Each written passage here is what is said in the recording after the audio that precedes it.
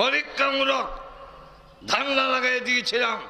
এবার দেখ কোরআন শরীফ খুলে সেখানে লেখা তাওবাত, তোর সিনার মধ্যে তাওবাত, লৌহে মাহফুজে তাওবাত। কিয়ামতের আগেও একটা অক্ষর যার জবর কেউ পরিবর্তন করতে পারবে না। ঠিক সুবহানাল্লাহ, আল্লাহু আকবার। হাফেজ জুবায়ের আহমেদ আনসারী হুজুরের ওয়াজ আমাদের বারবার শুনতে মনে চাই। আসসালামু আলাইকুম ওয়া রাহমাতুল্লাহি ওয়া বারাকাতুহু।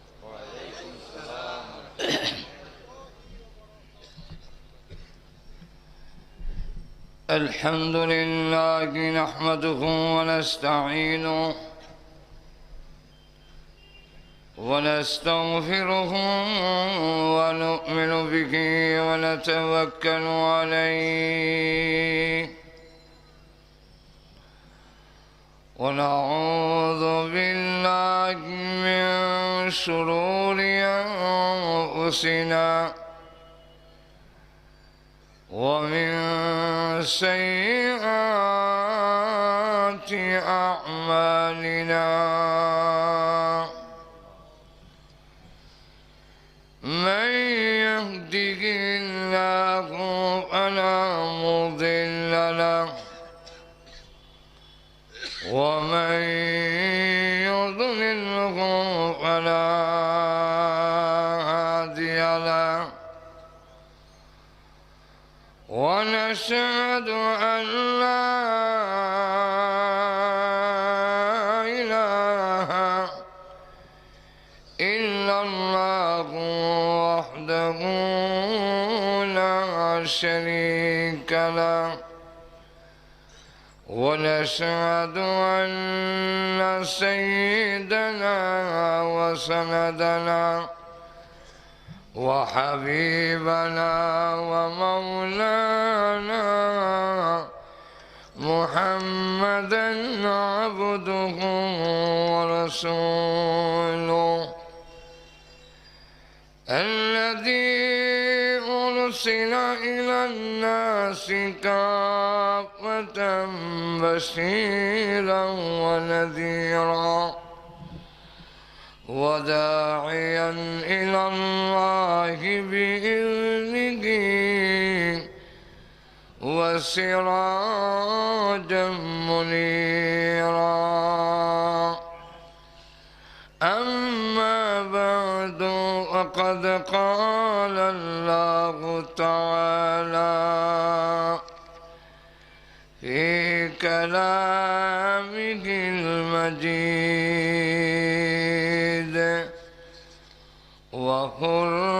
وفرقانه الحميد أعوذ بالله من الشيطان الرجيم بسم الله الرحمن الرحيم وعباد الرحمن الذين يمشون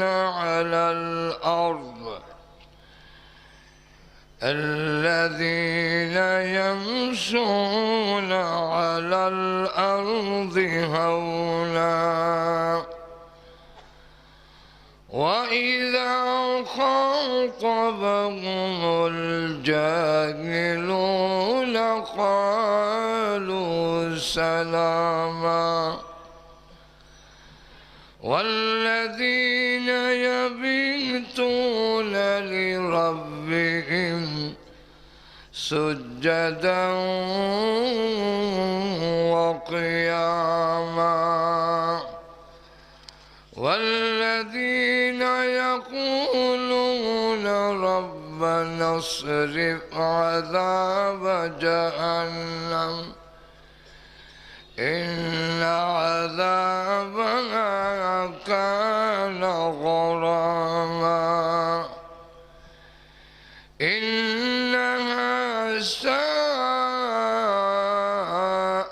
مستقرا ومقاما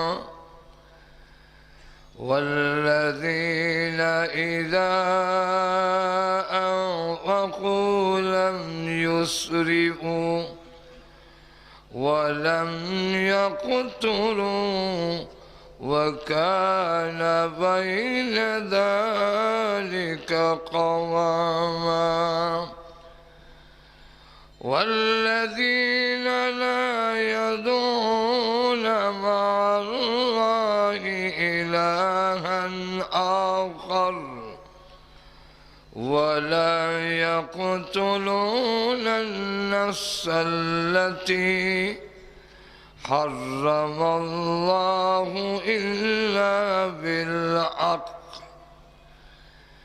التي حرم الله إلا بالحق ولا يزنون ومن يفعل ذلك يلقى أثاما بارك الله لنا ولكم في القرآن العظيم ونفعنا وإياكم بالآيات والذكر الحكيم صلى الله على سيدنا ومولانا محمد وعلى آله وأصحابه وسلم صلى الله على سيدنا ومولانا محمد وعلى آله وصحابه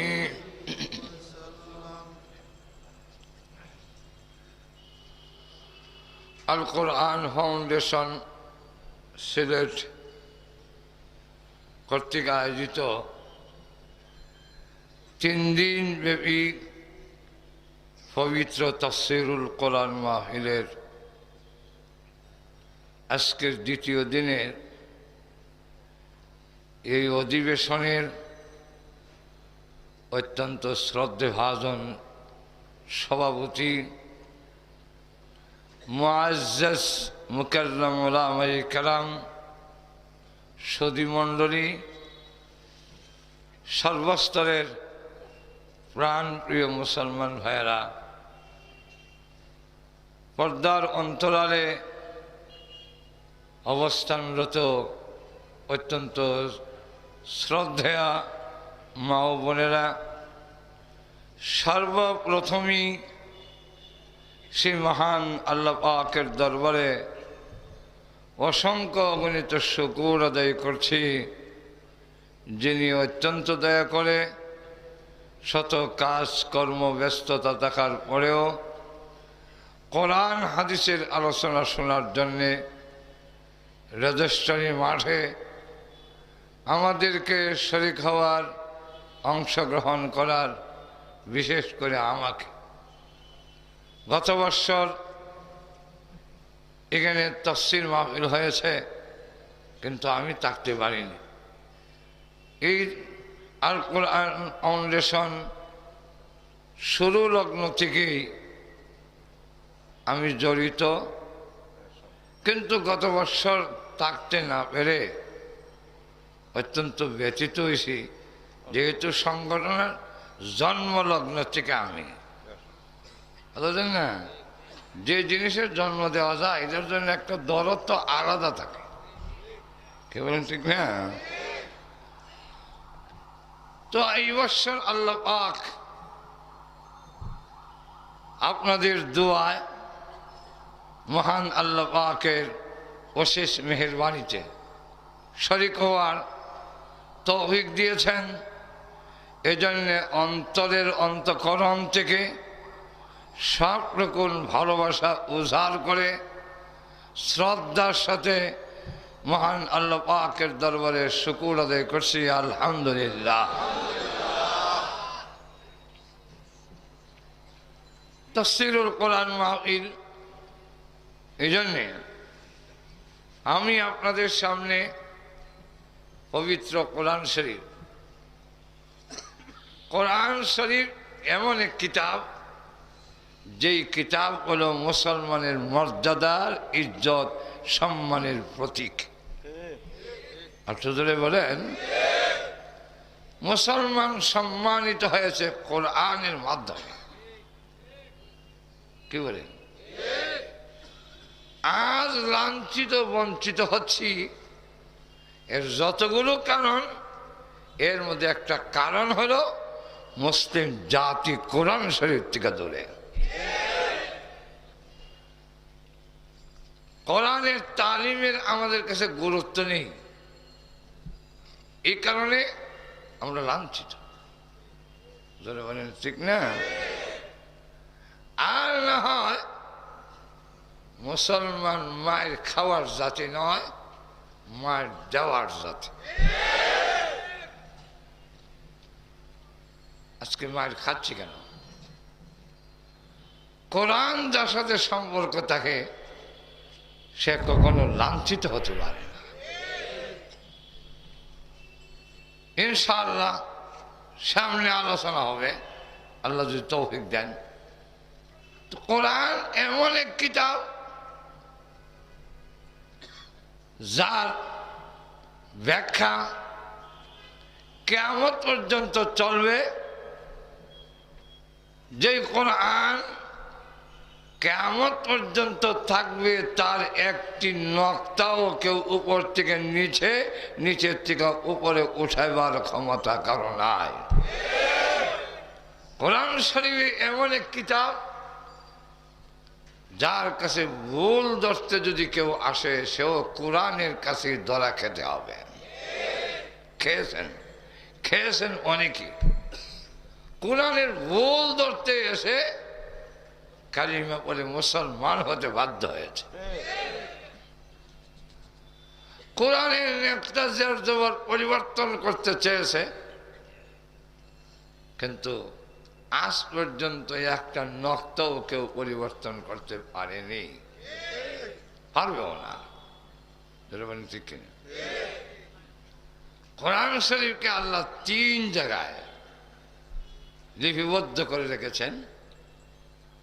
এক জায়গায় নূর দিয়ে লেখছেন, আরেক জায়গায় কালি দিয়ে কাগজে লেখা হয়েছে, আর আরেক জায়গায় নূর নয়, কালি নয়, আল্লাহর কুদরতি ভাবে রেখে দিয়েছেন, যা পৃথিবীর কেউ মুছে দিতে পারবে না।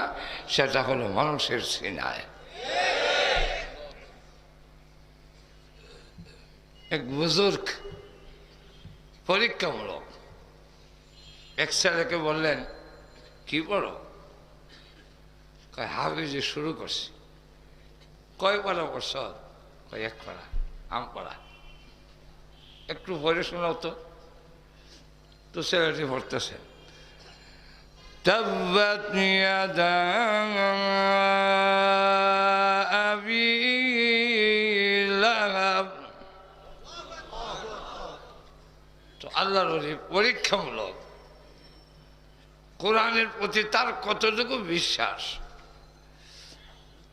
বলে তাব্বাত নয়, এটা তিব্বাত। ছেলেটি বলে, না, আমার উস্তাদ পড়াইছেন, আমিও কোরআন শরীফে দেখছি তাব্বাত, আপনি তিব্বাত বলেন কেন? আল্লাহর ওলি বলেন, কোরআন শরীফ আনো। কোরআন শরীফ আনছি। তো আল্লাহর সেই ওলি তাওয়াজ্জু দিয়ে তার চোখে ধান্দা লাগাই দেন, সেও দেখে তিব্বাত। তখন আল্লাহর ওলি বলতেছেন, এবার মানলে তো তিব্বাত? না, কারণ এটা ফ্রেশ থেকে সব হয়েছে, প্রিন্টের মধ্যে কোনো গন্ডগোল হয়েছে, এই জন্য তাব্বাত তিব্বাত হয়ে গেছে। তখন কইল, অন্য কোরআন শরীফ যদি দেখাইতে পারি তিব্বাত মানবে? ও দেখান। এখন যে কোরআন শরীফ তার সামনে আনে, দেখে তিব্বাত। তখন সে বলে, কোরআন শরীফ লৌহে মাহফুজে লেখা আছে, সেখানে তাব্বাত। إنه لقرآن كريم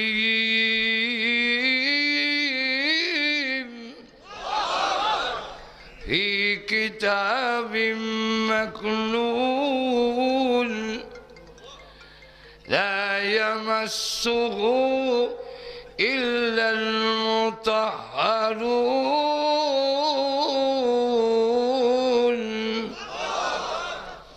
في صحف مكرمة مرفوعة مطهرة بأيدي سفرة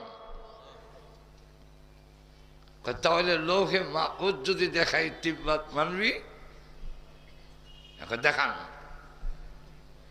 তখন আল্লাহর ওলি তার পিঠে আঘাত করলেন আর তাওয়াজ্জু তার অন্তরের দিকে দেওয়ার পরে এখন তার অন্তরের চোখ খুলছে লোহে মাহুজ দেখা যায় জি দেখা যায় কি লেখা দেখো তো তাপবাত এদা সোরা আসে কি সেখানে যে হুজুর আছে তো তাপবাত লেখা দেখতো কি লেখা তিব্বত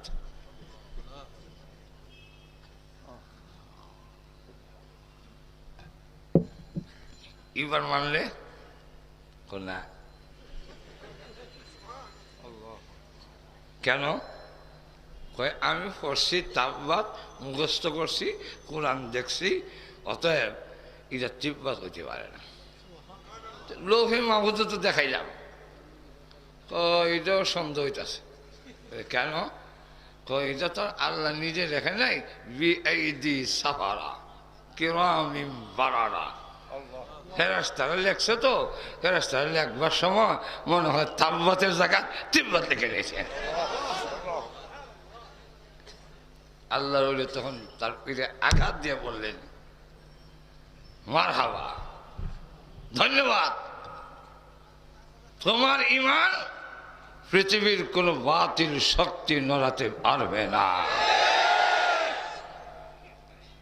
আমি এতক্ষণ পর্যন্ত তাওয়াজ্জু দিয়া পরীক্ষামূলক ধান্দা লাগাই দিয়েছিলাম এবার দেখ কোরআন শরীফ খুলে সেখানে লেখা তাওবাত তোর সিনার মধ্যে তাওবাত লৌহে মাহফুজে তাওবাত কিয়ামতের আগেও একটা অক্ষর যার জবর কেউ পরিবর্তন করতে পারবে না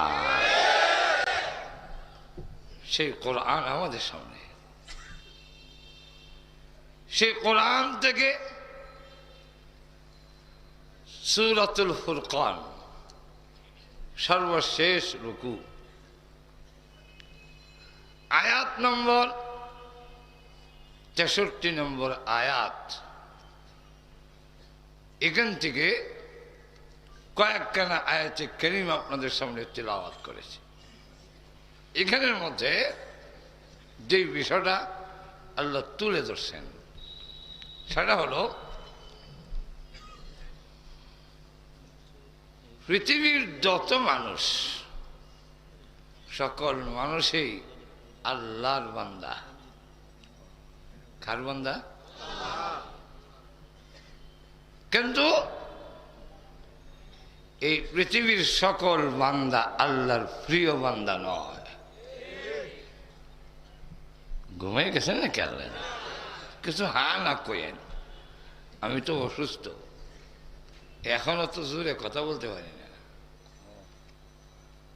অসুবিধা হচ্ছে না তো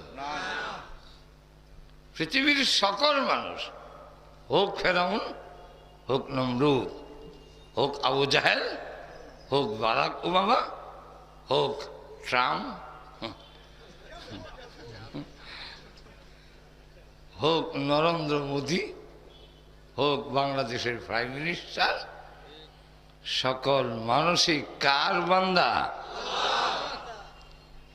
কিন্তু পৃথিবীর সকল মানুষ আল্লাহর প্রিয় বান্দা নয় একদল হলো আল্লাহর প্রিয় আর আরেক দল হলো আল্লাহর অপ্রিয় কে বলেন ঠিক না প্রিয় বান্দা কারা যাদেরকে মহান আল্লাহ পাক স্বীকৃতি দিয়েছেন যে হ্যাঁ আমার বান্দা। বাংলাদেশের নাগরিককে যাকে নাগরিকত্ব দেওয়া হয়েছে,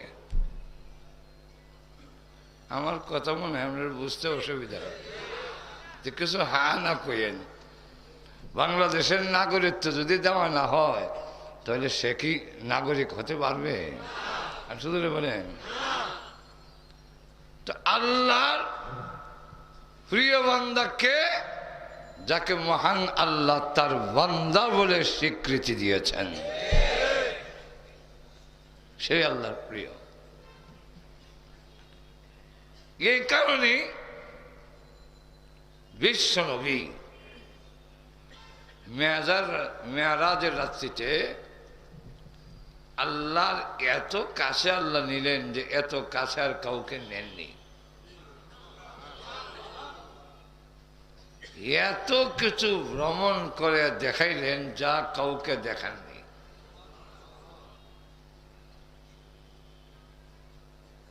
আল্লাহ বলেন, হে বিশ্বনবী রাহমাতুল লিল আলামিন,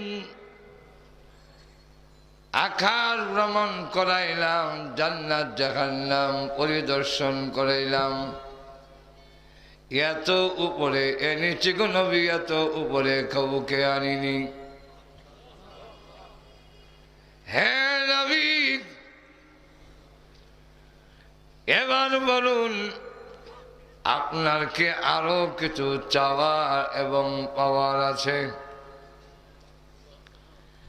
নবীজি তখন বললেন, রব্বুল আলামিন, আমার একটি জিনিস এখনো চাওয়ার রয়ে গেছে, সেটা হলো আমি যে আপনার গোলাম, আপনার বান্দা, মেহেরবানি করে তা স্বীকৃতি দিয়ে দিন।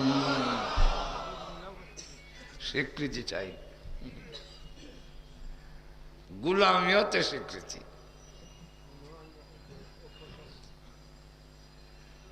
আল্লাহ রাব্বুল আলামিন বলেন, ওগো নবীজি, ওগো বিশ্বনবী, আমি আল্লাহ আপনাকে আমার গোলামদের মধ্যে, আমার বান্দাদের মধ্যে শ্রেষ্ঠ গোলাম বলে আপনাকে স্বীকৃতি দিলাম। রাসূল পৃথিবীতে এসে ঘোষণা দিলেন, হে আমার উম্মতেরা, মহান আল্লাহ পাক আমাকে তার গোলাম বলে স্বীকৃতি দিয়েছেন। অতএব তোমরা যখন কালিমা পড়বে তখন বলবে ফাকুলু আবদুহু ওয়া রাসূলুহু। আবদুহু, আমরা কালিমা শাহাদাত করার সময় এই কথা বলি কিনা? ওয়া আশহাদু আন্না মুহাম্মাদান আবদুহু, এটা আমাদের পক্ষ থেকে লাগাই দেয় নাই, রাসূল নিজে লাগাইছেন। তোমরা বলবে ফাকুলু আবদুহু ওয়া রাসূলুহু। আবদুহু আগে না রাসূলুহু আগে? রাসূলও বললেন যে তোমরা বলবে আবদুহু ওয়া রাসূলুহু। আল্লাহ পাক মেরাজের ঘটনা বয়ান করতে গিয়ে সেখানে বললেন, সুবহানাল্লাযী আসরা বিআবদিহি লাইলাম মিনাল মাসজিদিল হারাম ইলাল মাসজিদিল আকসা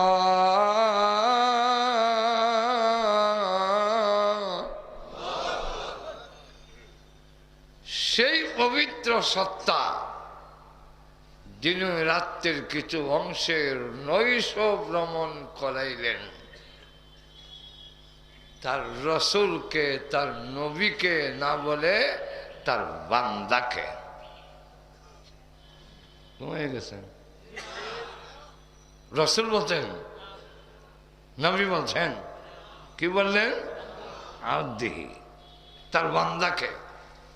হ্যাঁ নবী, মেরাজের রজনীতে যে স্বীকৃতি দিয়েছিলাম, তাই মেরাজের ঘটনা বয়ান করতে গিয়ে রসুলকে ভ্রমণ করেছি এইভাবে বলিনি, আমার নবীকে ভ্রমণ করেছি এইভাবে না বলে আমার বান্দাকে, আমার গোলামকে ভ্রমণ করেছি এই কথার মাধ্যমে স্বীকৃতির ঘোষণা দেয়া দিলাম।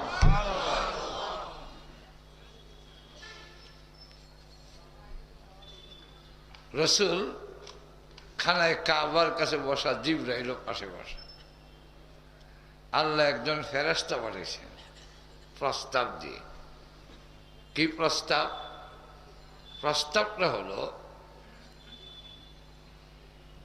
আমার রসুলের কাছে গিয়ে প্রস্তাব পেশ করো, তিনি নবী তো বিশ্ব নবী আসেনি, পাশাপাশি তাম দুনিয়ার বাদশাহিয়ত নিবেন না তিনি গুলামিয়ত নিবেন?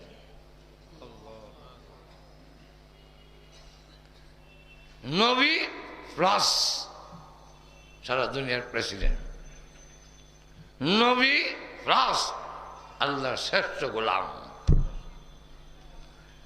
জিবরাইল কানে কানে বলেন, ইয়া রাসূলুল্লাহ, আবদিয়ত গোলামিয়ত গ্রহণ করুন।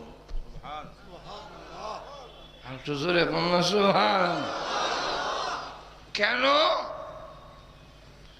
গোলামিয়তের মধ্যে বিনয়ী বেশি, বাদশাহিয়তের মধ্যে কিছু অহংকার থেকেই যায়।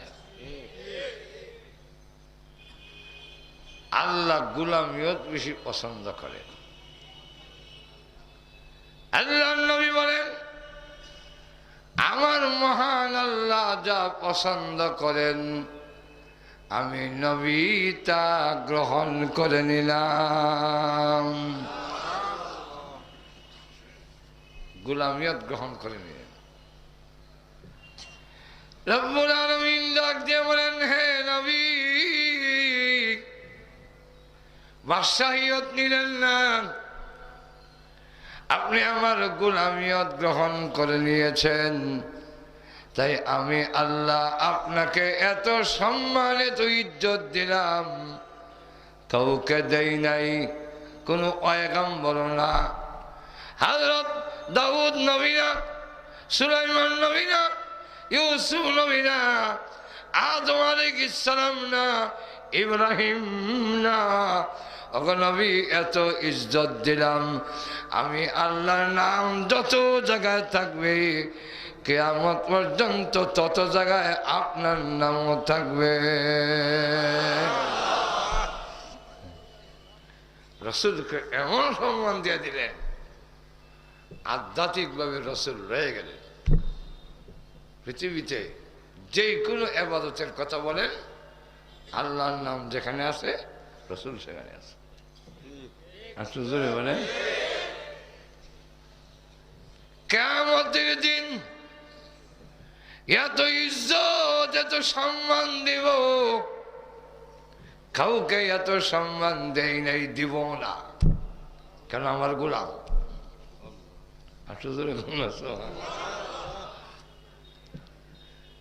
সব নবীকেও কিয়ামতের দিন উঠাবে, উলঙ্গ অবস্থায় উঠবেন।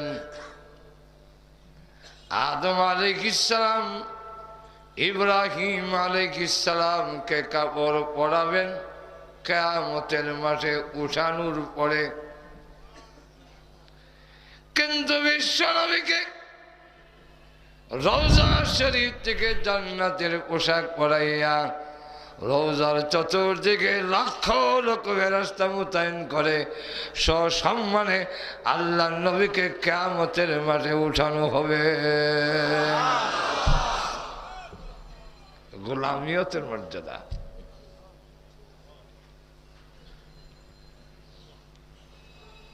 রাসূল আল্লাহ বলবেন, জিবরাইল এখন তো সিঙ্গাপুর দেওয়ার টাইম হয়ে গেছে, তো যাও, ইসরাফিল জিন্দা করবেন, যাও জান্নাত থেকে পোশাক নিয়ে যাও, রওজা শরীফে রসুলকে সালাম দিবে, কাপড় দিবে, উনি উঠতে থাকবে, কাপড় পরতে থাকবেন। প্রভু আপনার রসুলের রওজা চিনা যায় না, চিহ্ন নাই, ভেঙ্গে সব সমান, মদিনার চিহ্ন নাই, চিনব কেমনে? আল্লাহ বলবেন জিবরাইল, আমি মহান আল্লাহর রওজা থেকে, আমি মহান আল্লাহর আরশ থেকে নিয়ে আমার নবীর রওজা পর্যন্ত একটা নূরের লাইট ঝুলানো আছে। ওই লাইটের নিচে আমার নবীজি শুয়ে আছেন।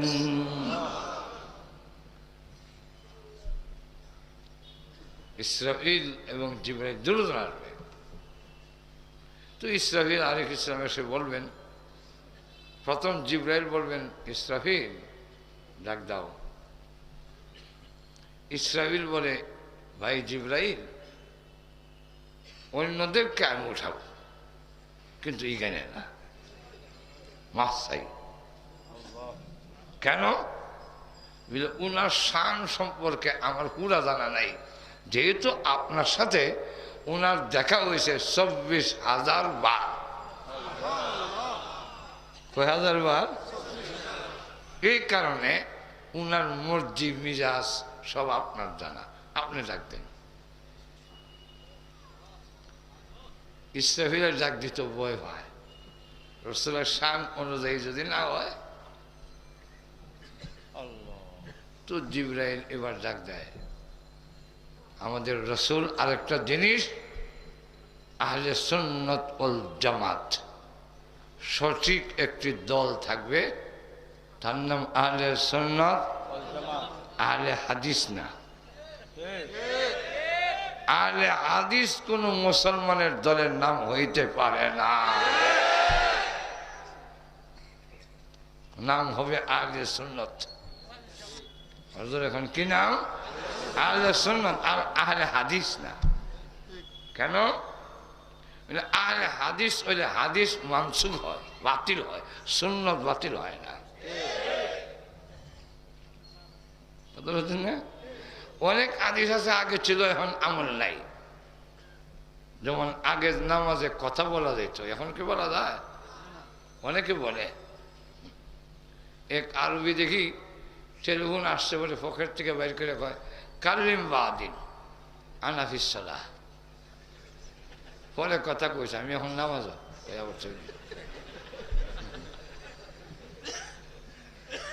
জিজ্ঞাসা করলে কয় হাদিস আছে। কত না হাদিস তো বুখারীর হাদিস, রসুল দাঁড়ায় ফেরক করছেন। তাহলে কেউ যদি আহলে হাদিস হয়, হেও দাঁড়ায় মুক্ত হইব, হের বউ তো মুক্ত হইব দাঁড়াইয়া। হাদিস আছে, বুখারীর হাদিস, শুরু কিতাবের না। এমনি কিন্তু খুব উচ্চারণ করে বুখারী বুখারী। আপনি যখন বুখারীতে দলিল দিবেন তখন কয় যাই না, জয়ীরা সহিয়ার কাছে মাপকাঠি হইল। এদের মন মতো হইলে সহি, এদের মন মতো না হইলে যাই, এই মাপকাঠি। আহলে সুন্নাত ওয়াল জামাতের বাহিরে আরো দল আছে, এদের মধ্যে বাড়াবাড়ি আছে, সারাসারিও আছে। খান আমাদের মধ্যে একদল আছে যারা বলে, আগে আহলে সুন্নাত ওয়াল জামাতের আকীদা শুনেন। আহলে সুন্নাত ওয়াল জামাতের আকীদা হলো রসুলের ইন্তেকাল হয়েছে, মৃত্যু হয়েছে, এটা ঠিক। আবার রসুল কবরের জগতে জিন্দা আছেন, এটাই হইল আহলে সুন্নাত ওয়াল জামাতের আকীদা। এখন আমাদের দেশে একদল কয় মরছিলি না, এটা আহলে সুন্নাত না, এটা আহলে বেজাল। গজল গায়, আরে মরছে না রে মরছে না, নবী জিন্দাই আছে, এর বাড়ি তাই জিন্দা আছে পাইছে। আমাকে কেড়ে গাইতো, তোমার এখানে যাইছে কেড়ে গাইতো। রসুল তোমার দেখাইতো কেন? আছে না এরকম? এই কথাটা, এই তফসির কিন্তু এটার আগে আরেকটা ভূমিকা আছে। এই আল কোরআন ফাউন্ডেশন, হযরত মাওলানা জাহিদুদ্দিন চৌধুরী, এই যে মসজিদ, কোর্ট মসজিদ, 10 কোর্ট মসজিদ না, এখানে তফসির শুরু হয়েছিল। এটার সূত্র ধরাইতে আইতে আর কোরআন ফাউন্ডেশন পর্যন্ত আইছে। তো এখানে একবার বলছিলাম যে আমাদের দেশে আমরা তো নবীর দুরূদ দাঁড়াইয়া পড়ি, নবীর দুরূদ বৈশাও পড়ি, নবীর দুরূদ হাঁটতে হাঁটতেও পড়ি, নবীর দুরূদ ঘুমাইও পড়ি। নামাজে পড়ি বৈশা, জানাজাত পড়ি দাঁড়াইয়া, রসুলের রোজা পড়ি হাইটা হাইটা, আর ঘুমাইবার সময় ঘুমাইয়া। আপনারা একবার বৈশা একবার খালি করেন কেন? এটার জবাব হলো রসুল যেমনি কইছেন আমরা এমনি করি। রসুল বলছেন নামাজও বৈশা, রসুল আমাদের শিক্ষা দিয়েছেন জানাজার নামাজও খারিয়া। ঠিক কিনা? এখন রসুল যেমনি বলছেন এমনি পড়ার কারণে যদি ওয়াহাবি হই, তাহলে হের ফতো মতে আমিও ওয়াহাবি, রসুলও ওয়াহাবি, সাহাবিও ওয়াহাবি, তাবিঈনরাও ওয়াহাবি, সুতরাং আমরা সব ওয়াহাবি। বুঝলেন না? তারে জিজ্ঞাসা করলাম যে তোমার এখানে রসুল আসবেন কেন? দুরূদ নিত। তাই আমি বললাম দরকার থাকে রসুলের না তোমার? রসুলের গুণকীর্তন গাওয়া, দুরূদ পড়া, এটা দরকার কি তোমার না রসুলের? বলে আমার। তো তোমার হইলে রসুলাই নিতে কেন, তুমি না হলাইবা? আর তো জোরে কন। কিন্তু আমি সহজ একটা এক্সাম্পল দিয়ে বুঝাই। আমি মাহফিলে ঢুকবো, কোন দিক দিয়ে ঢুকবো রাস্তাটা আমিও চিন্তাছি না, ড্রাইভারও চিনি না। তো এক দোকানদার লোককে ডাক দেয়, ভাই একটু জিজ্ঞাসা। তো দোকানদার লোকটা সে আরও বসে জিজ্ঞাসা করে, কেন আসবো? সে আমাদের দেখছে না, আমি যে গাড়িতে বসা, গ্লাস তো কালো, দেখা যায় না। তো ড্রাইভারের কথা সে বলতে কেন আসবো এখানে? রাস্তাটা জিগাইতাম, মাহফিলও যাবো। দরকার তোমার, আমি যাবো কেন? তুমি আসো। আমি আইসা দিলাম, দেখলাম ঠিক কইছে যা। আর মনে মনে করলাম একটা ওয়াজের পয়েন্ট হয়েছে।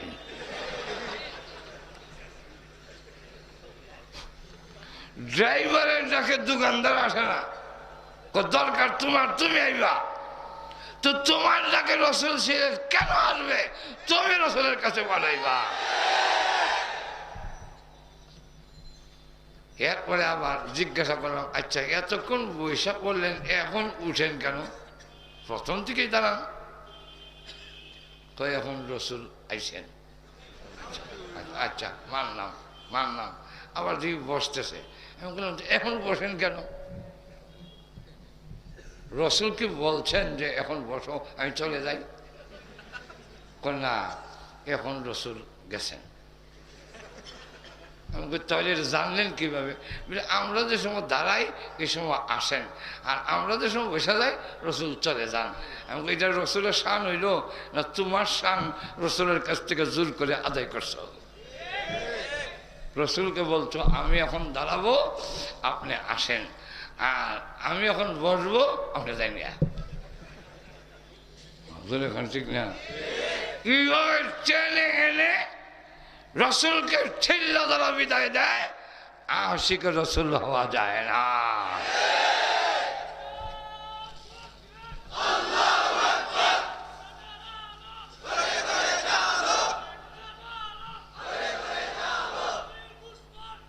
না না, এখানে নবীর দুশমন কেউ নাই, এখানে সব হক কেউই।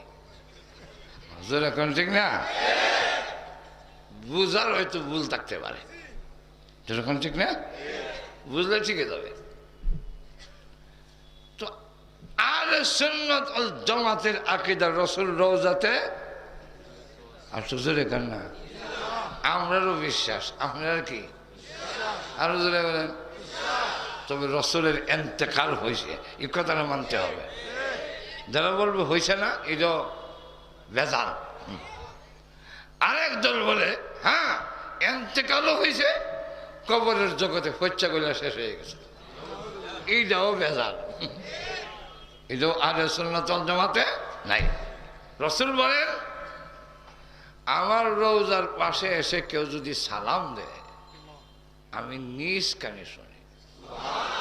মান সাল্লা আলাইয়া ইনদা কবরি সামিয়তুহু।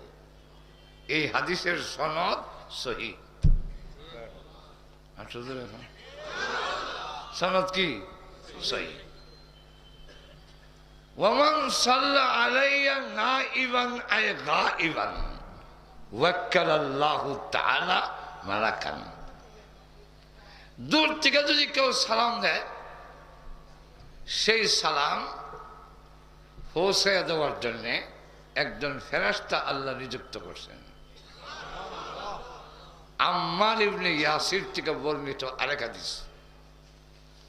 মোবাইল টাওয়ার আছে না, এই এলাকার টাওয়ার একটাই, এর মধ্যে দেখা গেছে যে হাজার হাজার মোবাইল ওই টাওয়ারটা টিপ দিলে টাওয়ারটা ওই সাপ্লাই যায়, তাই না? এই জন্যে কোথার থেকে মোবাইল টিপছেন এই টাওয়ারে ফলো করিয়া পুলিশে অনেক সময় আসামি বের করে, বুঝলেন না? তো আম্মার ইবনে ইয়াসির বলেন, মোবাইল টাওয়ারের মতো রসুলের রওজার পাশে একজন ফেরেশতা নিযুক্ত করা, সিল খারা, এবং প্রত্যেকের নাম, বাবার নাম, দাদার নাম সহ একটা কান আল্লাহ তৈরি করে রাখছেন। আমার নামে একটা কান, আপনারা প্রত্যেকের জন্য একটা কান। এটার মধ্যে আপনার নাম লেখা, আপনার বাবার নাম লেখা, আপনার ঠিকানা অ্যাড্রেস লেখা। আরো আসতে কেন, যেই মাত্র আপনি রসুলের সালাম দিবেন, দুরূদ পড়বেন, এই কানে বাজ্যে উঠে, সঙ্গে সঙ্গে ফেরেশতা রসুলের রওজাত বলে দেয়। আব্দুল সত্তার, বাপের নাম আব্দুল গাফফার, আমাদের সিলেট শহরের রেজিস্ট্রি মাঠে অমুক জায়গায় বসে আপনার প্রতি দরুদ ও সালাম পাঠ করেছেন। এখন অন্য হাদিসে রাসূল বলেন, আল আম্বিয়া ওয়া হিয়াউন ফি কুবুরিহিম ক্বালা ইউসাল্লুন। সমস্ত নবীরা কবরে জিন্দা এবং তারা কবরে নামাজ পড়েন। তাহলে রসুল কবরে মুর্দা না জিন্দা? আরো জোরে বলেন। জিবরাইল কা সালাম মনে আছে তো না? ভুলে ফেলেছেন? আসসালাতু ওয়াসসালামু আলাইকা ইয়া রাসূলুল্লাহ, আসসালাতু ওয়াসসালামু আলাইকা ইয়া হাবিবাল্লাহ। সালাম দিয়েছেন লক্ষ লক্ষ ফেরেশতা চতুর্দিকে মোতায়েন। হুজুর সালাম গ্রহণ করেন, মেহেরবানি করে উঠুন।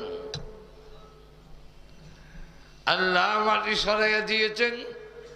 নবীজি মাথা মোবারক বের করতেই জিবরাইল কাপড়গুলো দিয়ে বলেন, কাপড় পরুন। নবীজি তখন ডাক দিয়ে বলেন, ও জিবরাইল, কাপড় যখন দিয়েছ, উঠার জন্য যখন বলা হয়েছে, মনে হয় হাসরের মাঠ কায়েম হয়ে গেছে। আমি কাপড় পরিধান করার আগে জানতে চাই আমার উম্মতের হিসাব কি শুরু হয়ে গেছে? জিবরাইল বলেন, না, আপনার উম্মতের হিসাব শুরু হবে দূরের কথা, এখনো কাউকে উঠানো হয় নাই। রাসূলকে সম্মান দিয়ে উঠাবেন, বাকিটা পরে বলবো যদি সুযোগ পাই। তাহলে গোলামিয়তের মর্যাদা সকলের আসলে কম। রসুলের কথা বলবো পরে। রসুল কেন সোজা হইয়া ঘুমাইতেন না? রসুল কেন সিনা টান দিয়ে হাঁটতেন না? কেন তিনি জোরে পা মারতেন না? কেন তিনি গুছি বরাবর কাপড় পরতেন, ঘন্টা টাকনার নিচে কাপড় পরতেন না? কেন তিনি আসন দিয়ে ভরে খেতেন না? কেন তিনি চেয়ার টেবিলে বয়ে খেতেন না? এই সবটির জবাব হইল আল্লাহ মুনিব, আমি গোলাম।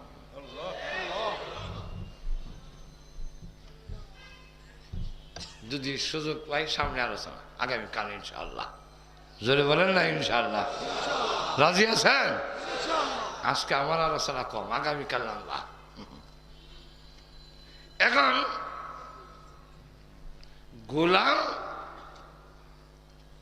আব্দুল কাদের জিলানী নাম শুনতেন তো? এখন উনার নাম তখন আবার বাড়াইতে বাড়াইতে এমন বাড়াইছে নবীর উপরে নেতা দিছে। তবে তিনি যে একজন আল্লাহর ওলি সন্দেহ নাই।